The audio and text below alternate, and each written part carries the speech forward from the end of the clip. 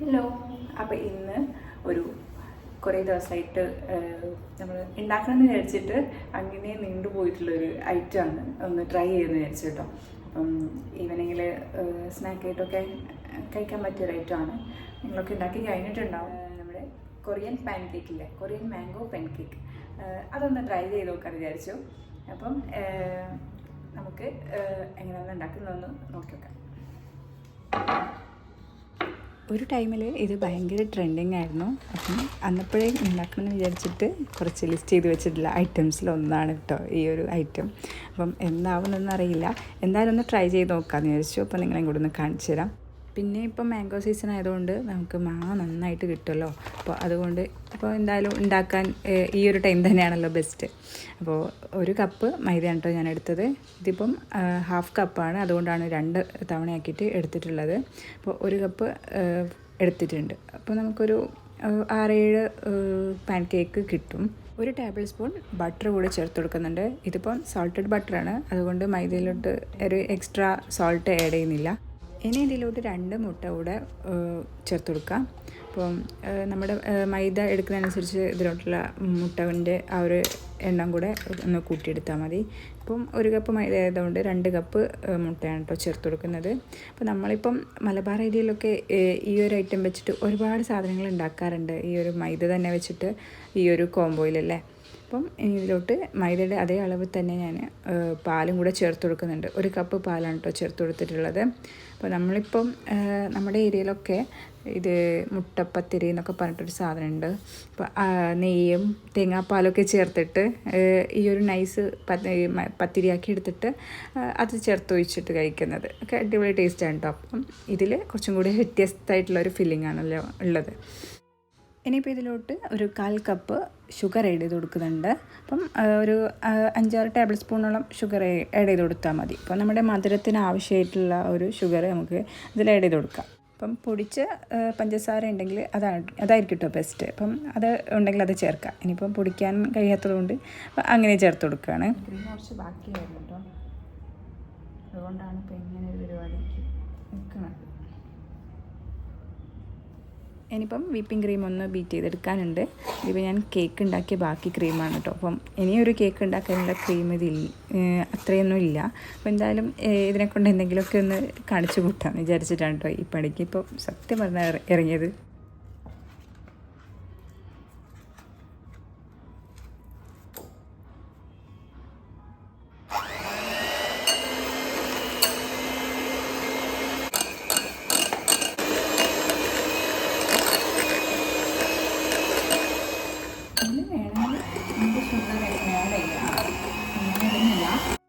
ഒരു എക്സ്ട്രാ മധുരം നമുക്ക് ആവശ്യമുണ്ടെങ്കിൽ ഈ ക്രീമിലോട്ട് ഇനിയും കുറച്ച് പൊടിച്ച പഞ്ചസാര ആഡ് ചെയ്ത് കൊടുക്കാം കേട്ടോ.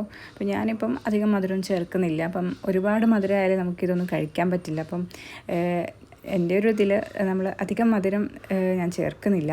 അപ്പം ഒത്തിരി മധുരം അധികം കഴിക്കത്തുമില്ല, അതുകൊണ്ട് ഇതിലോട്ടൊരു എക്സ്ട്രാ ഷുഗർ ഞാൻ ആഡ് ചെയ്ത് കൊടുക്കുന്നില്ല. അപ്പോൾ നിങ്ങൾക്ക് ആവശ്യമുണ്ടെങ്കിൽ ഇതിലോട്ട് കുറച്ച് പൊടിച്ച പഞ്ചസാര ആഡ് ചെയ്ത് കൊടുത്താൽ മതി. പിന്നെ കുറച്ച് വാനില എസൻസും വേണമെങ്കിൽ ഇതിലോട്ട് ചേർത്ത് കൊടുക്കാം കേട്ടോ. ഞാനിപ്പോൾ ഇത് രണ്ടും ചേർത്ത് കൊടുക്കുന്നില്ല.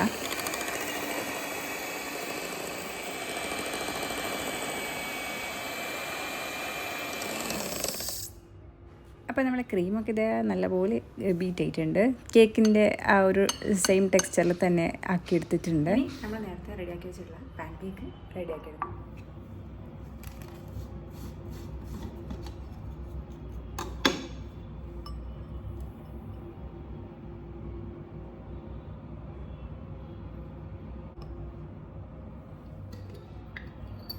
ഒരു കളറിന് കുറച്ച് മഞ്ഞൾപ്പൊടി ചേർത്ത് കൊടുക്കുന്നുണ്ട്.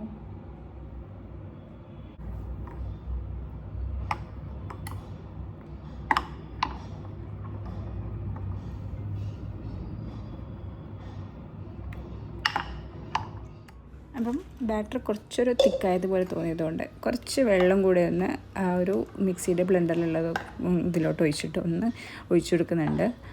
ഒരുപാടങ്ങ് ലൂസായും പോകരുത്, എന്നാൽ അധികം കട്ടിയാവുകയും ചെയ്യരുത് കേട്ടോ. ആ ഒരു ടെക്സ്ചറിൽ നമുക്ക് നമ്മുടെ ആ ഒരു ബാറ്റർ കിട്ടണം.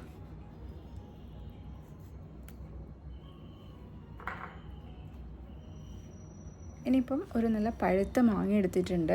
അപ്പം ഈ ഒരു മാങ്ങ നല്ല മധുരമുള്ളതാണ് കേട്ടോ, പുളിപ്പൊന്നുള്ള മാങ്ങയല്ല, അത്യാവശ്യം നല്ല മധുരം തന്നെ ഉണ്ട് ഇതിന്.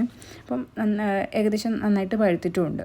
അപ്പോൾ നമുക്ക് ഈ ഒരു മാങ്ങയുടെ സ്കിൻ ആവശ്യമില്ല. അപ്പം മാക്സിമം ആ ഒരു സ്കിൻ ഒഴിവാക്കിയിട്ട് തന്നെ നമുക്ക് ഈ ഒരു പൾപ്പ് മാത്രം കിട്ടിയാൽ മതി. അപ്പം ഇനിയിപ്പം നമുക്ക് കത്തി വെച്ചിട്ടൊന്നും അതിനെ തൊലി പോക്കാൻ മടിയാണെങ്കിൽ അപ്പോൾ ഇതുപോലെ ഒരു ഗ്ലാസ്സോ എന്തെങ്കിലും ഒരു സമം വെച്ചിട്ട് ഒന്ന് ഇതുപോലെ ഒന്ന് പൾപ്പാക്കിയിട്ട് മാത്രം നമുക്ക് എടുക്കാൻ കിട്ടും കേട്ടോ. അപ്പം അധികം പഴുത്ത മാങ്ങയാണെങ്കിൽ ചിലപ്പം കുറച്ച് ബുദ്ധിമുട്ടായിരിക്കും.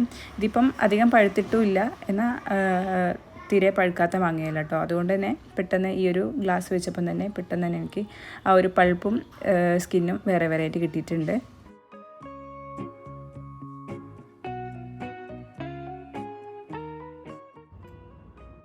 ഇനി ഇത് അധികം ചെറിയ പീസാക്കാറുണ്ട്, നമുക്ക് അത്യാവശ്യം കുറച്ച് വലിയ പീസാക്കിയിട്ട് തന്നെ കട്ട് ചെയ്തെടുക്കുന്നുണ്ട്.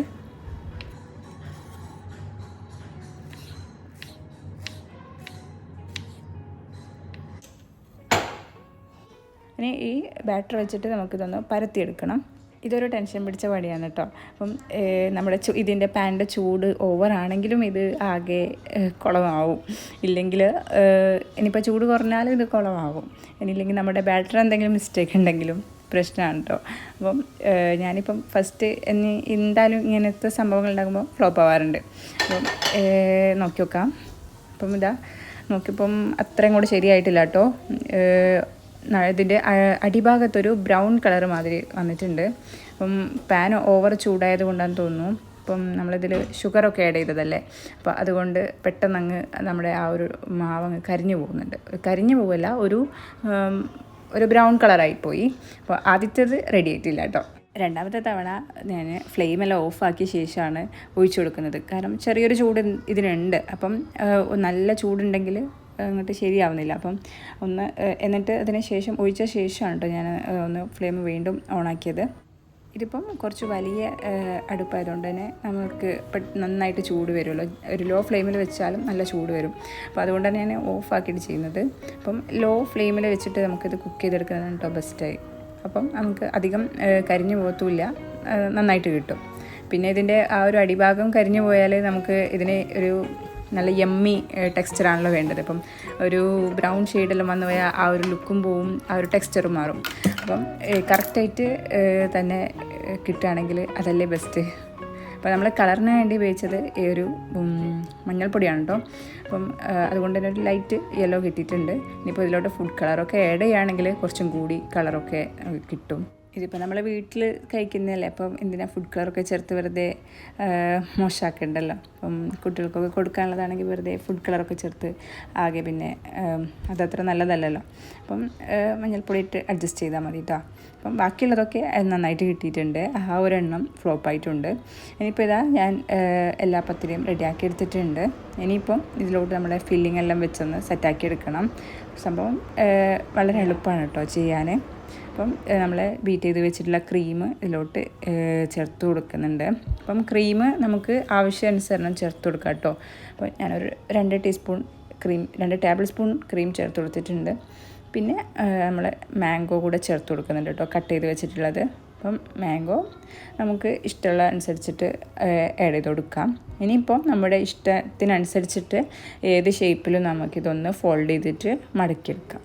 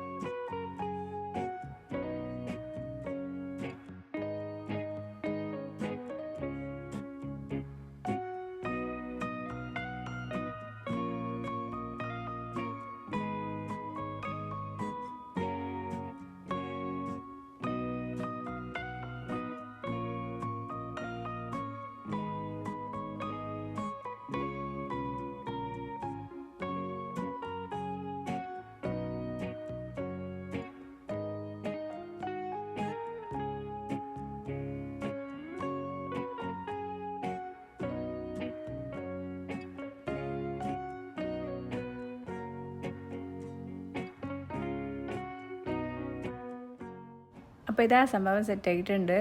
ഇത് എല്ലാം ഇതുപോലെ മടക്കിയെടുത്തിട്ടുണ്ട്. ഇനി ഞാനിതൊന്ന് കട്ട് ചെയ്തിട്ട് കാണിച്ചു തരാം കേട്ടോ. അപ്പോൾ കട്ട് ചെയ്യുമ്പോൾ തന്നെ നല്ല എന്താ പറയുക, നല്ല സോഫ്റ്റായിട്ട് അങ്ങ് പോകുന്നുണ്ട് കേട്ടോ. അപ്പം നല്ല യമ്മി ആയിട്ടുള്ളൊരു സംഭവമാണല്ലോ. അപ്പോൾ ഇതാ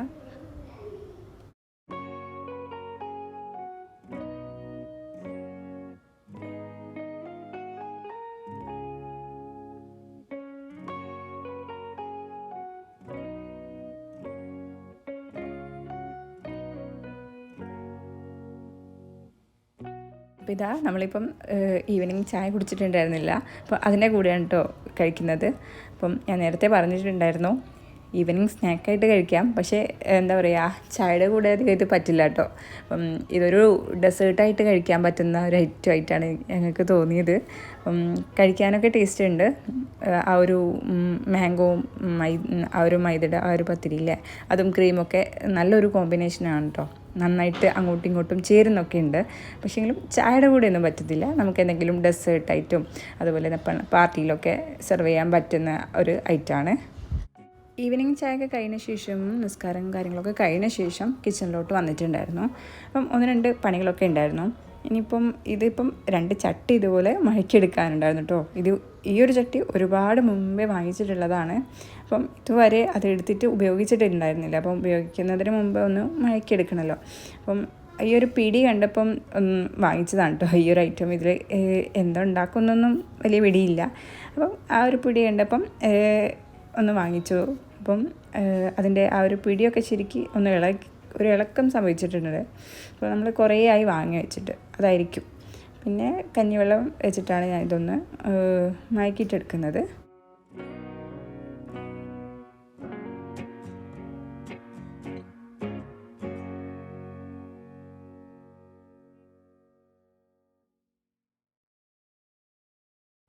അപ്പം ഗ്യാസിൽ വെച്ചപ്പോഴത്തേക്കും ആ ഒരു പിടിയുടെ കാര്യത്തിലൊരു തീരുമാനമായിട്ടുണ്ട് കേട്ടോ. ആ പിടി അങ്ങ് ഇളകി പോയിട്ടുണ്ടായിരുന്നു. പിടി നോക്കി വാങ്ങിയ ചട്ടിയാണ്. ഇപ്പം പിടി അങ്ങ് ഇളകിയും പോയി. എങ്ങനെ നോക്കിയിട്ടും ഫിറ്റ് ആവുന്നില്ല. തൽക്കാലം അതങ്ങനെ ഇരിക്കട്ടെ. ഇപ്പം ഇനിയിപ്പം ഡിന്നറിനുള്ള കുറച്ച് പണികളൊക്കെ ഉണ്ടായിരുന്നു. അപ്പം രാവിലത്തെ അപ്പത്തിൻ്റെ മാവ് ഇരിക്കുന്നുണ്ട്. അപ്പം അത് ആക്കാമെന്ന് വിചാരിച്ചു. പിന്നെ കുറച്ച് ചോറും ബാക്കിയുണ്ട്. അപ്പോൾ അതൊക്കെയാണ് നമ്മുടെ ഇന്നത്തെ ഡിന്നർ. ഈ അപ്പം ഇഡ്ഡലി ഒക്കെ നമുക്ക് എപ്പോഴും ഫേവറേറ്റ് ആയിരിക്കും അല്ലേ നമ്മുടെ വീട്ടിൽ. അപ്പം ബ്രേക്ക്ഫാസ്റ്റിനൊക്കെ.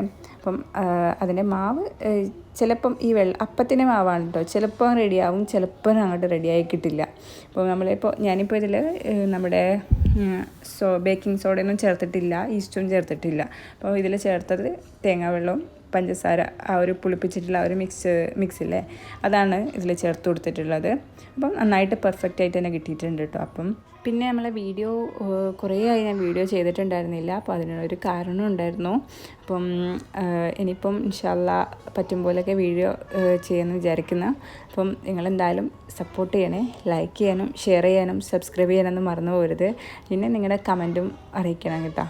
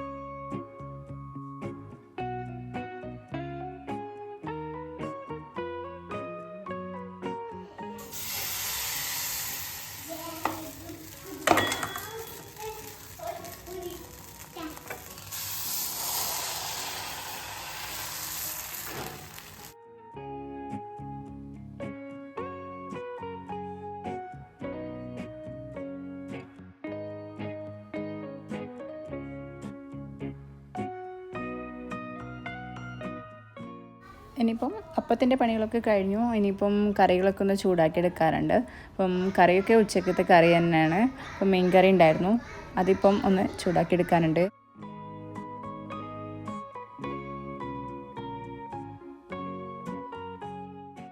ഇന്ന് സെർവ് ചെയ്യുന്നത് ചട്ടി തന്നെ സെർവ് ചെയ്യുകയാണ് കേട്ടോ. കാരണം ഇന്നിപ്പോൾ പാത്രം കഴുകാൻ ഭയങ്കര മടി. അപ്പം ഇതിപ്പം ലക്ഷറി സെർവിങ് എന്ന് പറയാം. ഹോട്ടലൊക്കെ ഇപ്പോൾ ഇങ്ങനെ ചട്ടിയിൽ സെർവ് ചെയ്യലാണല്ലോ ഇപ്പോഴത്തെ ഒരു ട്രെൻഡിങ്. അപ്പം ഇതിപ്പോൾ എനിക്ക് ഭയങ്കര മടി ഇന്ന് പാത്രം കഴുകാൻ. അപ്പം ഇന്നിപ്പോൾ ഇങ്ങനെ തന്നെ അങ്ങ് എടുക്കാമെന്ന് വിചാരിച്ചു. പിന്നെ നമ്മുടെ ഈ ഒരു ടേബിൾ ക്ലോത്ത് ഇല്ലേ, ഈ ഒരു മാറ്റ്, ഇതിൽ ഇപ്പം ഇതുപോലെ കറികളും കാര്യങ്ങളൊക്കെ ആവുകയാണെങ്കിൽ നമ്മൾ വാഷ് ചെയ്യുമ്പം അത് ഫീഡായിക്കൊണ്ടേ ഇരിക്കും. അപ്പം നമ്മൾ ഇതുപോലെ എന്തെങ്കിലും ഒരു അടിയിൽ ഇട്ട പോലത്തെ ഒരു ഷീറ്റ് ഉണ്ടാവും, നമുക്ക് മാർക്കറ്റിൽ കിട്ടും. അങ്ങനെ ചെയ്യുകയാണെങ്കിൽ നമ്മുടെ മാറ്റ് അധികം കേടാവത്തില്ല. അങ്ങനെ നമ്മുടെ ഡിന്നറും കാര്യങ്ങളൊക്കെ കഴിഞ്ഞ ശേഷം കുറച്ച് മൈലാഞ്ചി ഉണ്ടാക്കാമെന്ന് വിചാരിച്ചിട്ടോ, ശർക്കര മൈലാഞ്ചി. അപ്പം ആദ്യം ഞാൻ വിചാരിച്ചത് ടിന്നിൽ മാത്രമേ ഉണ്ടാക്കാൻ പറ്റുള്ളൂ എന്നായിരുന്നു കേട്ടോ. നമ്മുടെ ഒരു പാൽപ്പൊടിയുടെയൊക്കെ ടിന്നിൽ അതല്ല കേട്ടോ. അപ്പം ഈ സ്റ്റീൽ ചട്ടിയിലൊക്കെ ഉണ്ടാക്കാം, ഈ ഒരു ഒറ്റ സാധനം ഉണ്ടെങ്കിൽ, ഫോയിൽ കയ്യിലുണ്ടെങ്കിൽ.